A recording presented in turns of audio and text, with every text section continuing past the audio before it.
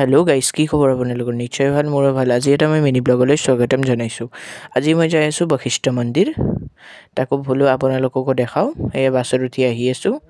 এয়া আৰ্মি কেম্পৰ ৰাস্তা পালোঁ। এইখন আৰ্মি 151 বেছ হস্পিটেল। তাৰপিছত এতিয়া মন্দিৰ আহি আছোঁ, পোৱাই নাই, পাম আৰু আপোনালোককো বোলো মোৰ মিনি ব্লগটো শ্বেয়াৰ কৰোঁ। আজি মন্দিৰ আহিছোঁ, আপডেট দিওঁ। বহুত দিন দিয়াই নাছিলোঁ মিনি ব্লগ। এয়া মন্দিৰ আহি পালোঁ, বাছৰ পৰা নামিলোঁ। এইটো মন্দিৰৰ মেইন গেট। এতিয়া সোমাই আহিলোঁ ভিতৰত। এয়া ভিতৰৰ পৰিৱেশ, কি ধুনীয়া। পানী চানী, বশিষ্ঠ মন্দিৰত আহিলে এটা কি মজা লাগে, পানী আহি থাকে, ধুনীয়া পানী চানী আছে।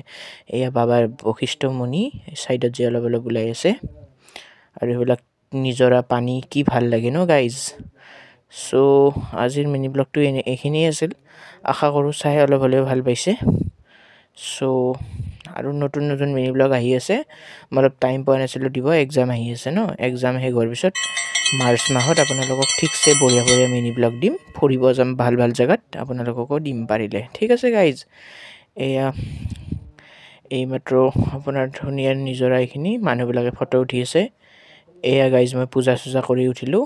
এয়া নিজৰা বৈ আছে, দেখিছে?